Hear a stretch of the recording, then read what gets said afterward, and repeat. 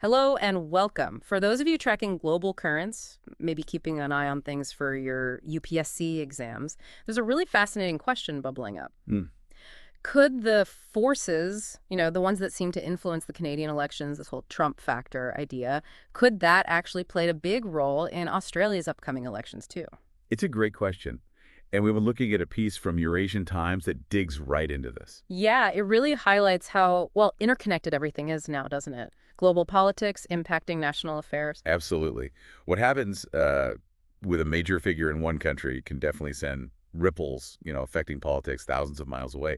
This Eurasian Times piece really zeroes in on that. Okay, so let's unpack this Trump factor. Yeah. The article talks about an initial Trump bump. Right. This period where it seemed like conservative movements globally got a bit of a boost by sort of aligning with Trump's nationalist, anti-establishment vibe. Exactly. We saw it mentioned for places like France, Germany, Austria, Italy, Hungary, Argentina, even India. These leaders, these parties, they seemed to benefit, at least for a while, by echoing some of those policies. Yeah, there was definitely a sense that tapping into that anti-status quo feeling, that focus on national identity, resonated with certain voters, gave them a bit of a lift. But then the story shifts. As the Canadian election got closer, the article suggests maybe it turned into more of a Trump slump. In the, 100 days or so before the vote? Yeah, and conservative leaders who maybe previously seemed aligned started, well, putting some distance between themselves and Trump. It does suggest a kind of political recalculation, doesn't it? Maybe the perceived benefits started to outweigh the risks. Or the other way around, the risks started outweighing the benefits. Exactly. Sorry, yes. The risks seemed higher. The Eurasian Times analysis hints that some of Trump's actions and maybe rhetoric started looking like more of a liability. And Canada is presented as like the prime example here. Definitely. The Conservative Party there, under Pierre Poilievre, they had this huge lead initially. What was it, 45% to the Liberals, 22% back in January. Yeah, a massive gap. Looked pretty commanding. But the article suggests that some of Trump's own actions might have maybe unintentionally galvanized Canadian voters. Right, and that this ended up helping the Liberals, who kind of saw a comeback under Mark Carney after Trudeau stepped aside. The piece specifically points to Trump's, quote, extraordinary attack on Canada. Things like suggesting Canada become the 51st state and those really unprecedented tariffs on Canadian goods. Those are pretty major things. You can imagine that stirring up a strong sense of, Canadian identity. Yeah, a pushback against perceived outside interference. Exactly. And while Poilievre did apparently try to distance himself somewhat from Trump. It seems like the analysis suggests it was, well, maybe too little, too late, didn't quite counteract that voter shift. That seems to be the takeaway from the Canadian situation, according to the source. Okay, so taking that Canadian experience, the Eurasian Times piece then pivots to Australia, the next election there. Right. Asking if we could see something similar play out. Now, obviously, they're geographically worlds apart from the U.S. compared to Canada. True. Different context. But both Commonwealth partners, shared history, political links. Exactly. So while the specifics will be different, the core idea, how global perceptions of a figure like Trump can sway domestic voters, that remains relevant. And the article suggests Trump's global tariff war and volatile diplomacy might actually be boosting the current Australian PM, Anthony Albanese, and his Labour Party. Which is interesting because initially, the story in Australia was different. Peter Dutton, the Liberal Party leader. He leads the center-right Liberals there, just for context. Right. He was apparently ahead in the polls for a while.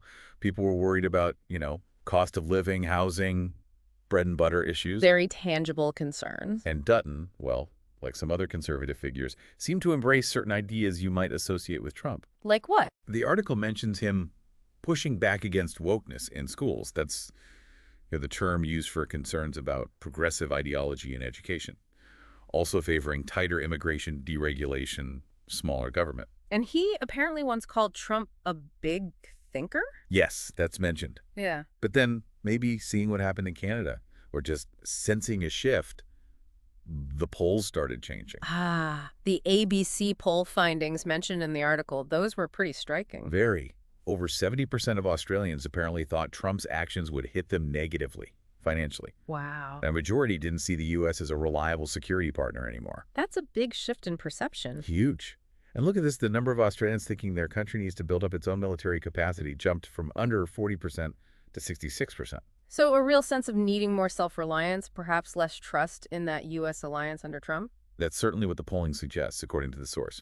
Increased uncertainty about depending on the U.S. And mirroring Canada again, Dutton has apparently also tried to create some distance lately. Yes, particularly on trade. The article mentions him calling U.S. tariffs a bad day for our country. But the big question the Eurasian Times raises is, will that be enough? With an election potentially not too far off. That's the million-dollar question, isn't it?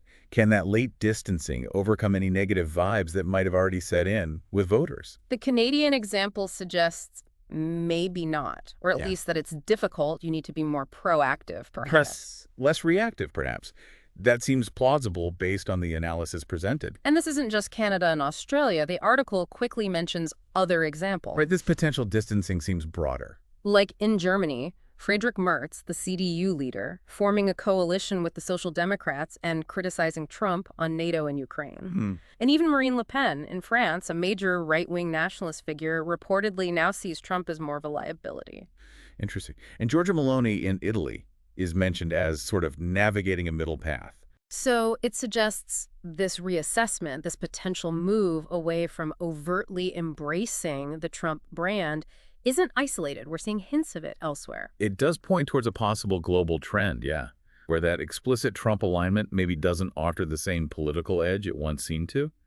Leaders might be adapting to their own national situations and the changing global mood.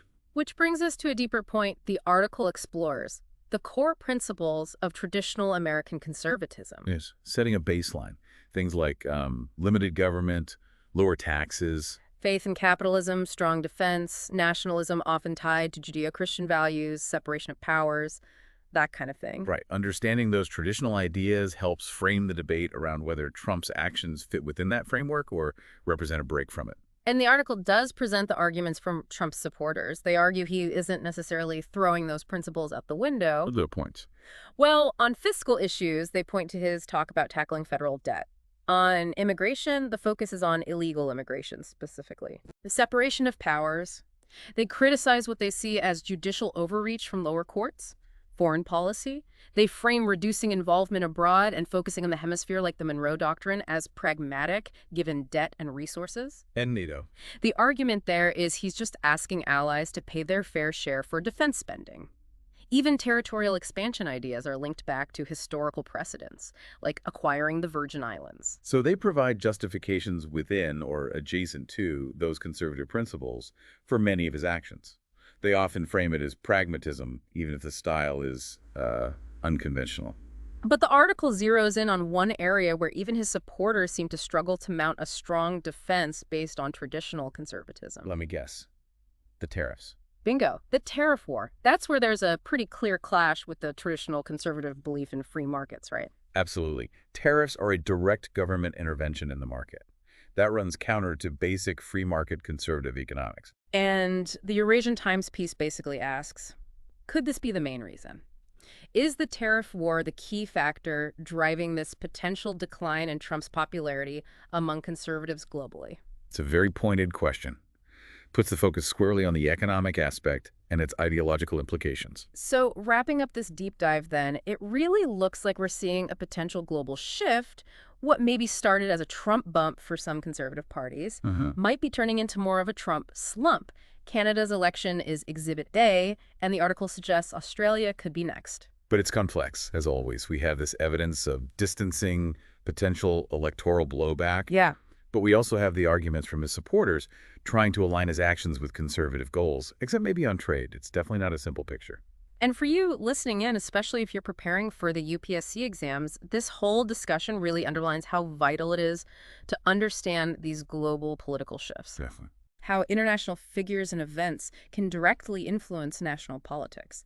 It's key for Maine's current affairs, obviously, but also for understanding those broader trends that can pop up in prelims, too. It also gets you thinking critically, doesn't it, about how political ideologies evolve, what affects their appeal globally. Yeah, and it leaves us with a pretty big thought to chew on.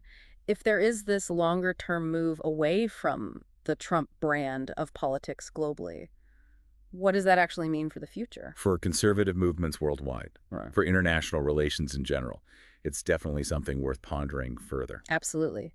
So if you found this deep dive helpful for making sense of current global events, especially from that UPSC perspective, please do give us a like and subscribe for more analysis like this. And let us know your thoughts or any other questions down in the comments. We do read them. We do indeed. And you can find the original Eurasian Times article that sparked this discussion if you want to read it yourself. Thanks for tuning in.